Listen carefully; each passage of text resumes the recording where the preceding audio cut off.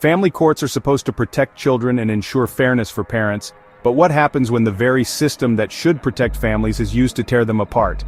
Without hearings, without due process, and without justice. In this video, we dive into two shocking cases, Ratt v. Corrigan and McConchie v. Voight, that reveal how pre-signed court orders and judicial shortcuts can destroy families.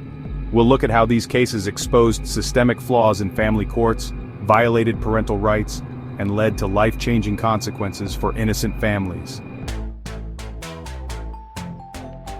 In 2008, Christopher Ratt, a University of Michigan professor, took his 7-year-old son Leo to a Detroit Tigers game.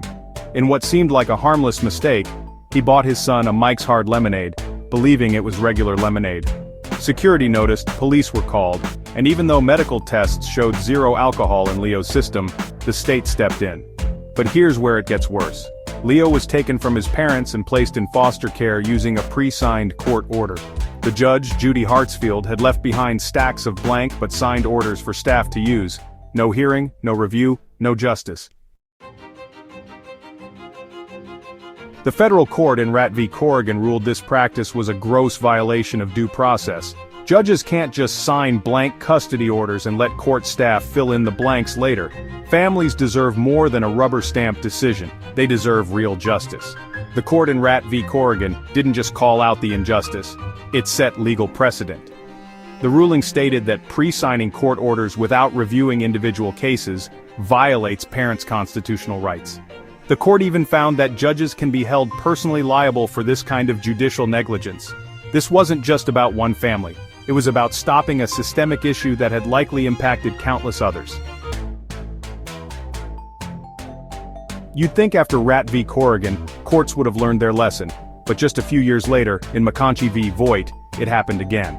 In this case, Angelina McConchie lost primary custody of her child, without a proper hearing, without a motion to change custody, and without any emergency that justified the change. The court simply rubber-stamped the order, flipping custody to the father with no legal basis.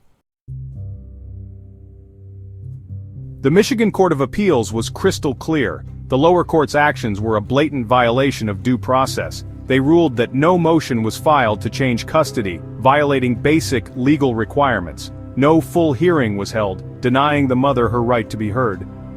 The judge failed to assess the child's established custodial environment or whether there was proper cause for a change, requirements under Michigan law. The referee in the case used pre-signed authority to issue an order without judicial review, a direct violation of constitutional rights, as highlighted in Ratt v. Corrigan. This wasn't just judicial laziness. This was a violation of a mother's right to raise her child and a child's right to stability. In both Ratt v. Corrigan and McConchie v. Voight, the issue was simple pre-signed court orders bypass due process. They allow custody changes and family separations without a judge ever reading the facts. When courts operate like this, families aren't protected. They're vulnerable. Judges who don't review cases personally put children at risk and rob parents of their constitutional rights. The courts in both cases were loud and clear. Judges must actively review and decide custody cases, no shortcuts. And pre-signed orders? Completely unconstitutional when used to remove children or alter custody without proper hearings. In McConchie v. Voight, the appeals court explicitly cited Ratt v. Corrigan as precedent, warning that the use of pre-signed orders and improper procedures is a serious violation of due process that will not be tolerated. For the families in these cases, this wasn't just a legal error, it was emotional devastation. Parents lost precious time with their children. Children were uprooted from their homes, all because the system chose efficiency over fairness. No parent should have to watch their child be taken away without even having the chance to speak in court. No child should be torn from their home because a judge didn't bother to read the case file. If you're a parent navigating family court, here's how you can protect yourself. Demand hearings. Never let a custody change happen without a full hearing. Challenge pre-signed orders.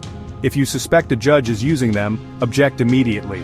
Use Section 1983 lawsuits. If your constitutional rights are violated, you can sue. Document everything.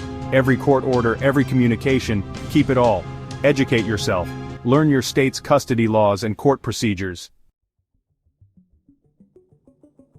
The appeals court in McConchie v. Voight didn't just rule on procedural violations, it leaned directly on the federal court's findings in Ratt v. Corrigan. Why?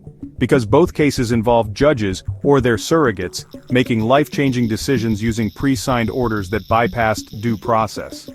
The Ratt ruling set the precedent that judges can be held personally liable when they use pre-signed orders to alter custody without reviewing the facts. In McConchie, the court explicitly cited this, stating that courts can't hand over their decision-making power to clerks or referees. Doing so violates the Constitution. The message is simple. Parents have the right to due process before losing custody of their children. Judges who violate that right aren't just wrong, they're breaking the law. The family court system is supposed to protect children and families, not tear them apart because of laziness or bureaucracy. Cases like Ratt v. Corrigan and McConchie v. Voight expose how easily the system can fail, but they also show that parents can fight back. Know your rights, stand your ground, and never let a judge or anyone take your child without a fair fight. If you found this video helpful, share it. Let's hold family courts accountable and make sure no parent or child has to go through this again.